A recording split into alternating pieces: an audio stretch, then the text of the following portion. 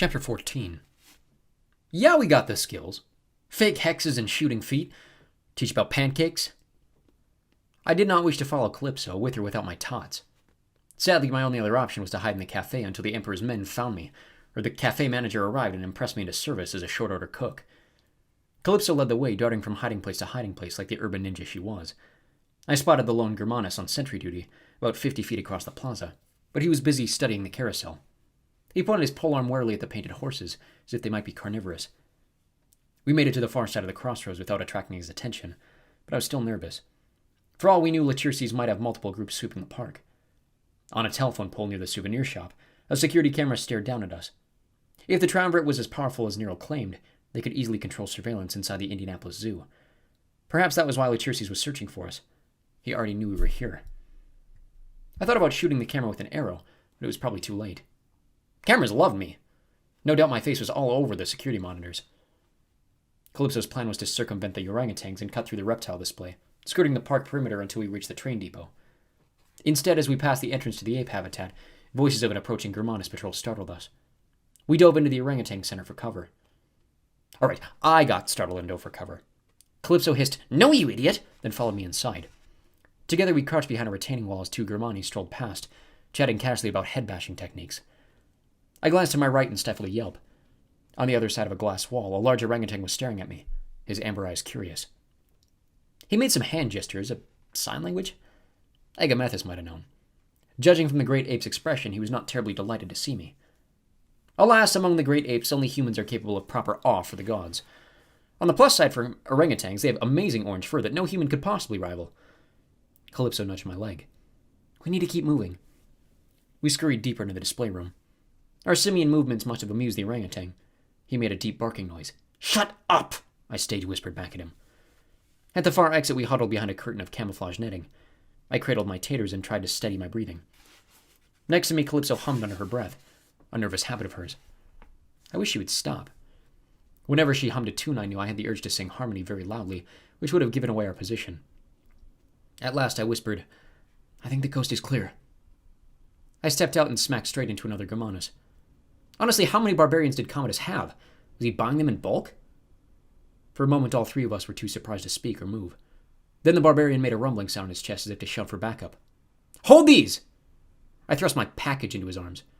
Reflexively, he took them. After all, a man giving up his tots is a gesture of surrender in many cultures. He frowned at the package as I stepped back, slung my bow off my shoulder, fired, and planted an arrow in his left foot. He howled, dropping the tater tots package. I scooped it up and ran, Calypso close behind me. "Nicely done," she offered, except for the fact that he probably alerted. "Veer left!" Another Germanus came barreling out of the reptile area. We scrambled around him and ran toward a sign that said Skyline. In the distance loomed an aerial tram, wires strung from tower to tower above the treetops, a single green gondola hanging about 50 feet in the air. I wondered if we could use the ride to reach the secret zoo area, or at least gain a height advantage, but the gondola house entrance was fenced off and padlocked. Before I could ask Calypso to work her hairpin hocus-pocus, the Germani cornered us. The one from the reptile area advanced, his polearm leveled at our chest. The one from the orangutan house came snarling and limping behind, my arrow still sticking out of his bloody leather boot. I knocked another arrow, but there was no way I could bring them both down before they killed us. I'd seen Germani take 6 or 7 arrows to the heart and still keep fighting. Calypso muttered, "Apollo, when I curse you, pretend to faint." "What?" She wheeled on me and shouted, "You failed me for the last time, slave!" She made a series of hand gestures I recognized from ancient times.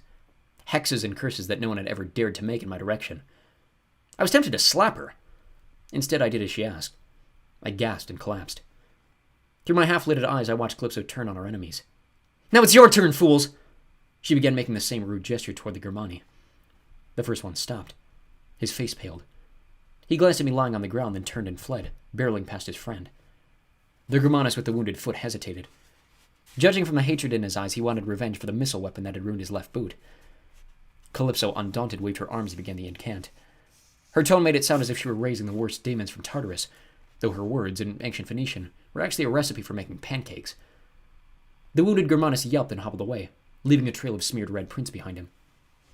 Calypso offered me a hand and pulled me up. "Let's move. I've only bought us a few seconds." "How did you... Did your magic return?" "I wish," she said. "I faked it. Half of magic is acting like it'll work. The other half is picking a superstitious mark.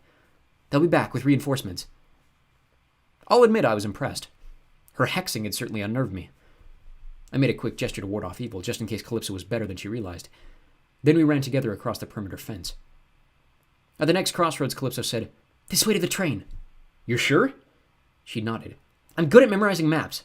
Once I made one of Ogygia, reproduced every square foot of that island. It was the only way I kept myself sane." This sounded like a terrible way to keep oneself sane, but I let her lead the way. Behind us, more Germani were shouting, but they seemed to be heading toward the skyline gates we just left. I allowed myself to hope the train station might be clear. It wasn't. On the track sat a miniature train, a bright green steam engine with a line of open passenger cars. Next to it on the station platform, under an ivy-covered canopy, Latursi stood with his feet planted, his unsheathed sword resting over his shoulder like a hobo's bindle. A battered leather cuirass was strapped over his Cornhusker shirt. His dark curly hair hung in tendrils over his red bandana, making it look as if a large spider were crouched on his head, ready to spring. "Welcome." The prefect's smile might have seemed friendly, except for the cross-hatching of scars on his face. He touched something on his ear. A Bluetooth device, perhaps. "They're here at the station," he announced. "Converge on me, but slow and calm. I'm fine. I want these two alive." He shrugged at us apologetically. "My men can be over-enthusiastic when it comes to killing, especially after you made them look like fools." "It was our pleasure." I doubt I pulled off the self-assured, swashbuckling tone I was going for. My voice cracked. Sweat beaded on my face.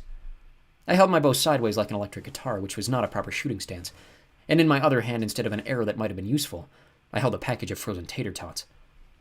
It was probably just as well. In my dream, I'd seen how rapidly Latursis could swing his sword. If I tried to fire on him, our heads would be rolling on the pavement before I drew back my bowstring. "You're able to use a phone," I noticed. Or a walkie-talkie, or whatever that is. I hate it when the bad guys get to talk to each other and we can't. Latursi's laugh was like a file across metal. Yeah. The Triumvirate likes to have certain advantages. I don't suppose you'd like to tell us how they manage it. Blocking demigod communications. You won't live long enough for that to matter. Now drop your bow. As your friend... He sized up Calypso. "Keep your hands at your side. No sudden curses. I'd hate to chop off that pretty little head of yours." Calypso smiled sweetly.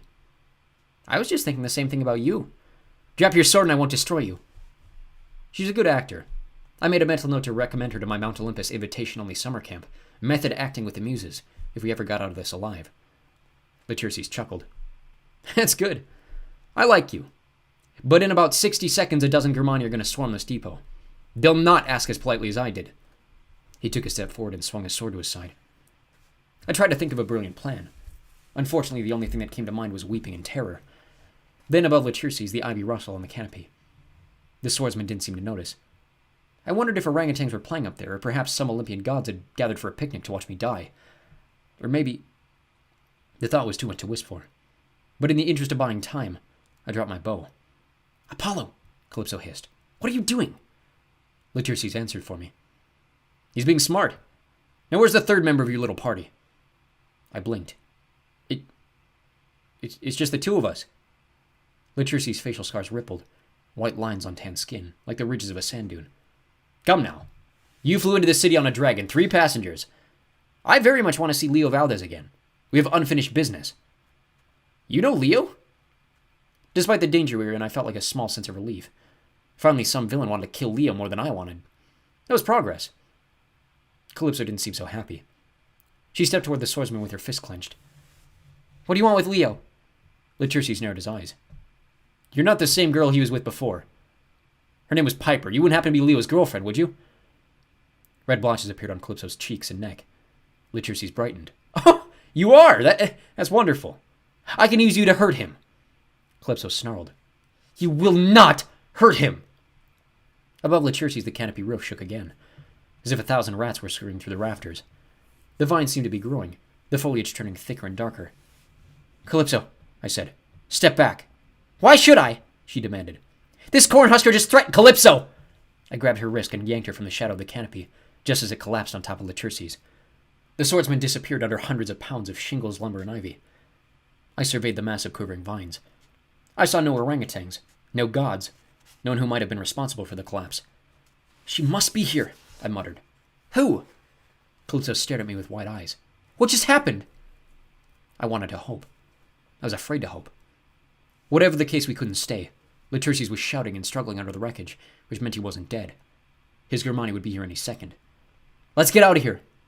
I pointed to the green locomotive. I'm driving.